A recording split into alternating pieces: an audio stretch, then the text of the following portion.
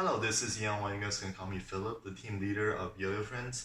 And today, I'm going to review one of my own company's yo-yo, the Yoyofriends Hummingbird, and I will try to be very unbiased. But firstly, I want to introduce what Yoyofriend is. So Yoyofriend started with a manufacturer called FPM in China. They want to make their own yo-yo brand, and that's what they started and named it Yoyofriends. And then they started trying to find players, and then I came in, and then I worked with them closely on the yo-yos and stuff. And then now we got a lot more players now.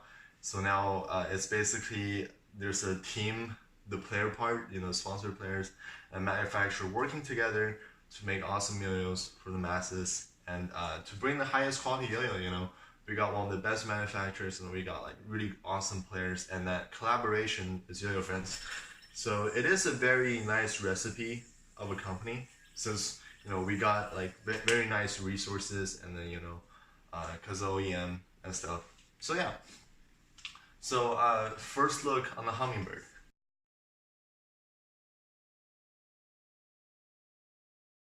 So there is about 8 to 10 reviews already on YouTube about the Hummingbird. Really want to go into every single little details that probably not mentioned on this yo-yo because I'm from the team. So yeah, let's start. So first thing first, the diameter of this yo-yo is fairly average. It's dead average, I think, 56 millimeter. Nothing special about that. And the width, it's fairly average too. The shape is pretty catchable, but by modern standard, it's a little bit narrow. But this yo-yo, if you look at it, it's kind of that yo-yo you expect, for the people with extreme speed and extreme horizontal capabilities. And yeah, this yo-yo definitely looks like one of those higher end models. And the first thing you look is the perfect anodization. Something about this yo-yo on the look of it is just screams premium. I don't know why. it feels on the hand very premium. Even like I had Dropners before, but somehow this yo-yo just feels more premium than that. Maybe that's just me, but yeah. I do use the Dropner. I won it at 2016 actually, the 44 Clash version. So I don't have that right now. I sold it, but I did play with it for like a couple months. So I will be comparing those two later on just by talking, I guess. So yeah, another cool thing is this giant button. I would say this design was for either finger spin or for putting weight somewhere other than the rims, because it's two gigantic stainless steel rims are already very rim weighting enough. So if you put even more weight on the outside, this yo might become jarring to play with. Something that Sig Tiers and Dropners and Valkyries, those kind of yo-yos sometimes do is they're kind of a little bit boring, and they're too powerful, they're too jarring to play with. And this yo kind of doesn't, because I think this design choice right here makes the weight distribution less jarring to play with on the string. So yeah, another thing is when you hold the yo-yo like this, you feel how thin the wall is. This yo is made out of 7068 aluminum, the strongest aluminum series right now, and you can definitely see that is utilizing at its full potential. The tolerance, I think, on this yo, I think it's 1.0 millimeter. I forgot, something even lower than that maybe. You definitely feel it is the thinnest yo-yo wall, on aluminum yo-yo. It's just absolutely amazing, if you feel how thin this is. So yeah, that is the first look of this yo-yo. Pretty high, quality and premium feel to it, which is, very good. And so now we're gonna get to the performance. So first thing I look on is how smooth it is. And this yo-yo is around 9.8 to 10 smooth. That is very impressive, considering this is an outer ring bimetal and they tend to be vibey. And I've been using this yo-yo for over 10 months, and there's a lot of mileage on it. I play this yo-yo a lot, every single day, and it's still very smooth.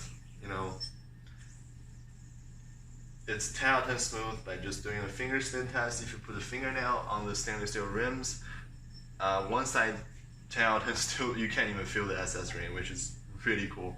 and the other side is 9.5. So yeah, this yo-yo is very smooth. Now onto the performance. So the first thing you notice on the string is just the sheer speed of this yo-yo. It is one of the fastest yo-yo I've ever played.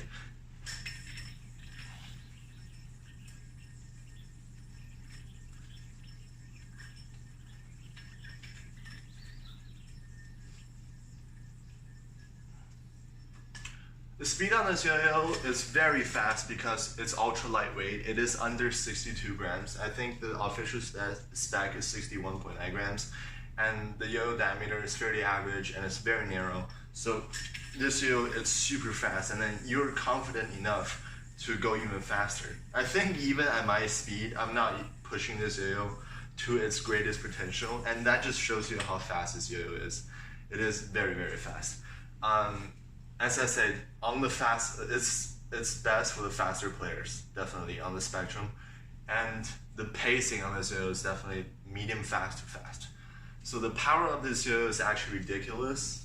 It is kind of weird because it's only, it's under 62 grams, but you can see this gigantic SS rings on both sides, and that is definitely doing its work. You can do, I think I did my Scales Collective video contest on this, and I did like 50 seconds combo like it's nothing, and it's definitely has a lot of rim weight and power to make the yo-yo spin literally forever. And other reviews also said that this yo-yo just spins forever and forever, and it does. So I think ratio wise, this is the lowest weight yo-yo, but that has so much power, it just doesn't make sense. And that is a very good thing. It just makes it very unique in that perspective. So stability of this yo-yo, once again, it is, I think one of the most stable yo-yos out there. Two gigantic SS rings doing its work once again. The plane does not want to shift at all, unless you want it to. So yeah, it is on drop near level stability also. Absolutely no problem in that regard. Just stays on the plane, very nimble. You need all that stability when you're going very fast, or the yo-yo bottoms out and they want to lose its plane. And this yo-yo definitely does not want to lose its plane. It just keep at its plane, all power, and then you're very confident enough to push yourself even faster. And that's what this yo-yo is. The flow on this yo-yo is actually very interesting. You might think this yo-yo is very boring, but as I said, there's a giant button in the middle, or whatever this bump is. So this is making this yo-yo a little bit floaty. I won't say this yo-yo is floaty at all because of these two gigantic rings on the outside, but it definitely has a very nice feeling to it. You definitely feel there's something going on with the yo-yo, and it's not just pure rim weight. It does have a very unique characteristic, and it is just generally fun to play with. Okay, next thing is the bind. This yo-yo binds perfectly, 10 out of 10, very tight bind. It just surprises me how fast this yo-yo comes back into my hand. It just shoots out my hand, and I'm using kitty string normal. However, this response is very tight. I would say I would recommend for people who use kitty string fat, kitty string normal, and then if you're using kitty string XL, it might be a little bit too thick and you might have like snag here and there. But for kitty string normal and kitty string fat or equivalent, other string bands around the same thickness, this yo-yo binds really well. It comes back very fast, very tight, and then it will not fail you at all. So next thing is horizontal.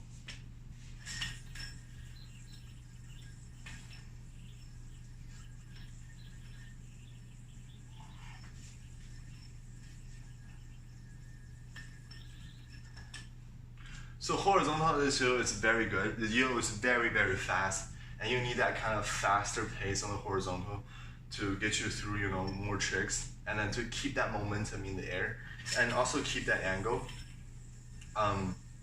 Also, as I said, there's so much stability, so much power, so light. It would just power through horizontals, no problem. It is a little bit narrow, in today's standard. So horizontals, you want to have a little bit more precision when you're hitting it. And also this yo-yo is fairly, I would say, kind of organic-ish, on the inside design. So the string might be rubbing the metal part just a smudge, a little bit more than the drop mirrors and stuff. But overall, the horizontal is very good. I won't say it is like the best in horizontal. I think the ray tracers probably is for me, but it is definitely up there because it's just so fast. You can just power them through with confidence, I would say. But you kind of need that precision, and yeah. Next thing is the overall feel. So once again, overall feel is very light, very powerful, very premium. That's a very premium weight distribution, but it's not jarring to play with. Some yo-yos are just so much jarring to play with, but this is just very pleasant feeling, and it just makes you want to go faster, and it just makes tricks like very easy. I think the weight definitely helps that because this yo wants to teleport from one side to the other at extreme speed, and it definitely shows. And I think it's a combination of the material used, the design, the thinnest wall there is, and those gigantic rings, and also like the design in the middle. So like if you put that all together, that's a very pleasant feeling. Okay, so now we're gonna go to the missing calculus and all that stuff. So first thing first is thumb grind. As you can see here, it is an outer ring bimetal, so there's a lip here that is 7068. Very nice polished finish, no problem at all. Yo is that smooth too, so it will thumb grind. Actually one of the best thumb grinding yo-yos out there.